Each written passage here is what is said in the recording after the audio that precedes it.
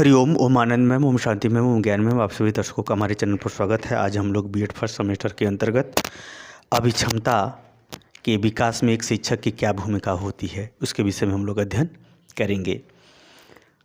यानी बालकों के अंदर उनके योग्यता का किस प्रकार से विकास किया जाए कि वे आत्मनिर्भर होते हुए अपने व्यक्तित्व का विकास कर सकें। अभिक्षमता क्या होती है? व्यक्ति के अंदर जो उसकी योग्यता होती है, वो योग्यता के विकास का जो स्वरूप होता है वही उसका क्या कहलाता है? अभिक्षमता कहलाती है। या ऐसे कह सकते हैं, योग्यता के विकास की सीमा उस व्यक्ति की अभिक्षमता कहलाती है। जैसे अगर कोई 10 किलोमीटर साइकिल चलाता है तो उसकी अभिक्षमता 10 किलोमीटर तक है। कोई 100 किलोमीटर तक चलाता है साइकिल तो उसकी अभिक्षमता 100 किलोमीटर है। यानी योग्यता की सीमा, योग्यता का विस्तार उसकी क्या कहलाती है? अभिक्षमता कहलाती है। तो एक अध्यापक को बालकों के यानी अधिगमकर्ता के अभिक्षमता के विकास के लिए क्या करना चाहिए, किन बातों का ध्यान रखना चाहिए, किन गतिविधियों का पालन करना चाहिए, किन व्यवहारों को करना चाहिए, उसके विषय में हम लोग इस वीडियो के अंतर्गत देखेंगे। वैसे इसका विस्तृत अभिक्षमता का विस्तृत अर्थ प्ले लिस्ट में है, उस पर एक पूरी वीडियो बनी हुई है, उसको आप देख सकते हैं। आइए इसको देखते हैं।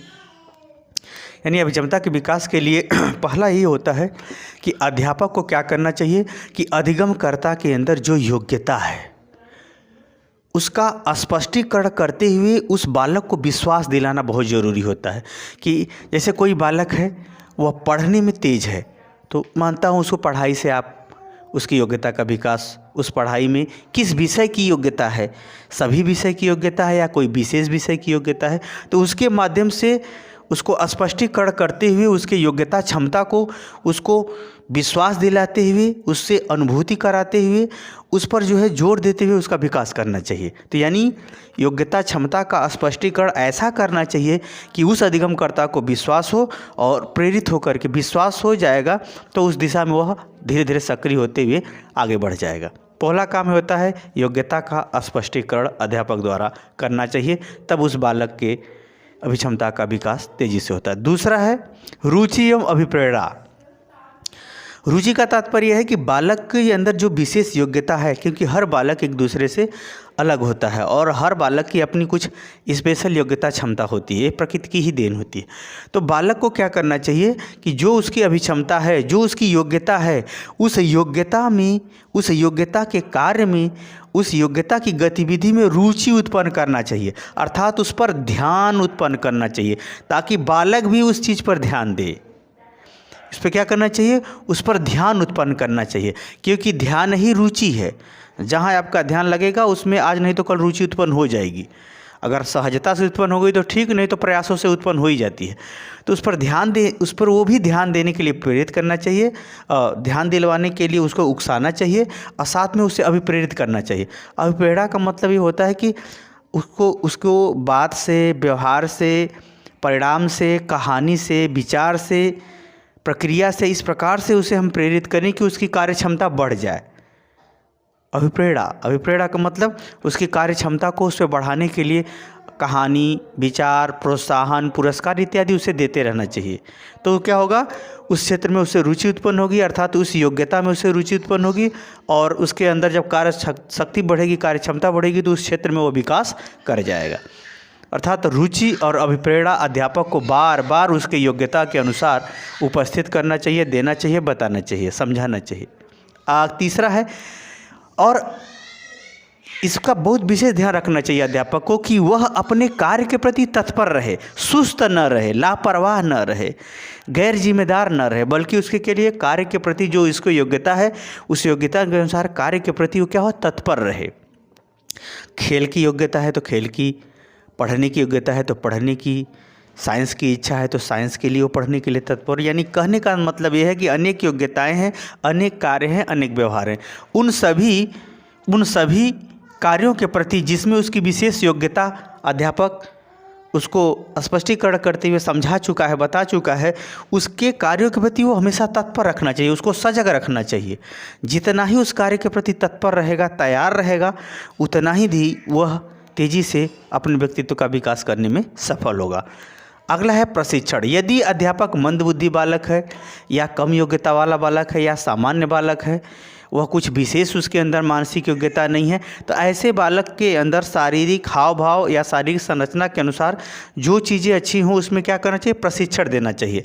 यानी क्रिया व्यवहार, जब ज्ञान को निश्चित व्यवहार के अनुसार कराया जाता है तो प्रशिक्षण का रूप ले लेता है। तो उसको क्या करना चाहिए, प्रशिक्षण देना चाहिए। बार बार जब वो प्रशिक्षण दिया जाएगा उस चीज़ का, तो उसमें उसको रुचि उत्पन्न हो जाती है।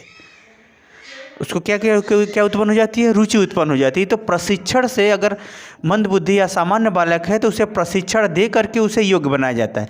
प्रशिक्षण में जो ज्ञान दिया जाएगा उसी का प्रयोग कराया जाएगा और उसी अनुसार व्यवहार भी कराया जाता है। हो सकता है शारीरिक व्यवहार कराया जाता हो, यानी ज्ञान, व्यवहार और शारीरिक हाव भाव का संगम ही प्रशिक्षण होता है। तो उसको प्रशिक्षण किसी चीज़ का दिलवा देना चाहिए जिसमें उसकी रुचि समझ, जैसे कताई, बुनाई, कढ़ाई, कंप्यूटर या प्रशिक्षण, अनेक प्रकार के जो प्रशिक्षण चलते हैं, कौशल कला इत्यादि के अनेक प्रकार के प्रशिक्षण चलते हैं। तो जिसमें उसकी विशेष योग्यता, उसी में उसे प्रशिक्षण दिलाना चाहिए। तो प्रशिक्षण देने के बाद उसमें रुचि उत्पन्न होगी तो उस क्षेत्र में अपना विकास करते हुए, आत्मनिर्भर होते हुए अपने व्यक्तित्व का विकास करता चला जाएगा या आत्मनिर्भर हो जाएगा।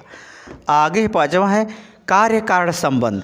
जब भी अधिगमकर्ता को कुछ भी योग्यता के अनुरूप जो कुछ भी उसे बताया जाए, तो उस कार्य के पीछे कारण क्या है, आपको ये क्यों सीखना है, उसका उत्तर देते हुए अध्यापक उसके परिणाम को भी समझाने का प्रयास करे कि आपके अंदर यह योग्यता है, इस कारण से आपके अंदर यह योग्यता है, या आपके कार्य के कारण से आपके अंदर ऐसी क्षमता का विकास हो रहा है और इस क्षमता को अगर एक सीमा से अधिक ले जाओगे तो उसे क्या परिणाम मिलेंगे, आपकी क्या पहचान बनेगी, आपको कितना लाभ होगा और आपका व्यक्तित्व कैसे एडजस्ट हो जाएगा, कैसे आप सेटल हो जाएंगे। इन सब बातों को जोड़ करके भी अध्यापक को अधिगमकर्ता के योग्यता के अनुरूप बतानी चाहिए। तो इस प्रकार से होगा क्या कि अधिगमकर्ता यानी जो सीखने वाला है वह अधिगमकर्ता कार्य कारण संबंधों के साथ आत्मसात करते हुए परिणाम के लिए तत्पर और अभिप्रेरित होकर के वह प्रयास रात दिन करते हुए आगे बढ़ जाता है। तो इन सब बातों को भी अध्यापक को ध्यान रखना चाहिए। अगला है 6ठा है आत्मनिर्भरता एवं विकास। जो अभिक्षमता होती है, जो योग्यता होती है, वह जो है व्यक्ति को आत्मनिर्भर सरलता से बना देती है। अर्थात उसका आर्थिक, सामाजिक, नैतिक, धार्मिक, वैचारिक, व्यवहारिक जो भी गतिविधियां हैं उसको आत्मनिर्भर होने में सरलता होती है। अर्थात योग्यता के अनुरूप क्षमता का विकास करने पर व्यक्ति बहुत जल्दी आत्मनिर्भर होता है। इस बात को उसे समझाना चाहिए अध्यापक को, और साथ ही उसके परिणाम का बोध करा के उसे विकास के लिए भी तैयार करना चाहिए। यानी सतत प्रयास करते हुए आगे बढ़ने के लिए उसे प्रेरित करना चाहिए, बताना चाहिए, समझाना चाहिए कि इस तरह से इस स्तर पे होगा, इस स्तर पे होगा, इस स्तर पे होगा। उसके बाद भविष्य में आपका स्वरूप या व्यक्तित्व ऐसा इस क्षेत्र में इस योग्यता के कारण से बन जाएगा, ऐसा इस क्षेत्र में आपकी इस योग्यता के कारण से बन जाएगा और आपकी सारी आवश्यकताएं या सामाजिक आवश्यकताएं, व्यक्तिगत आवश्यकताएं हर तरह से पूरी हो जाएंगी। अर्थात व्यक्तित्व के विकास के लिए व्यक्तित्व के विकास के साथ ही आत्मनिर्भर बनाने के लिए आपकी योग्यता ही आपके थोड़े से प्रयास में वहाँ तक सफलता तक पहुँचा देगी। इन सब बातों को उसे समझाना बताना चाहिए। तो इस प्रकार से होगा क्या कि अभिक्षमता को छात्र के लिए पूरी तरह से समझाते, क्रिया करते, व्यवहार करते, बताते उसे आत्मनिर्भर बनाया जा सकता है। एक अध्यापक अभिक्षमता के संदर्भ में विद्यार्थियों को इन दृष्टिकोणों से उनके व्यक्तित्व का निर्माण या उन्हें प्रोत्साहित कर सकता है। मुझे उम्मीद है कि मेरे द्वारा दिया गया व्याख्यान आपके समझ में आ गया होगा। समझ में आ गया तो कमेंट बॉक्स में ज़रूर बताइए। साथ ही मेरे चैनल को लाइक, शेयर, सब्सक्राइब भी कीजिए। हरिओम।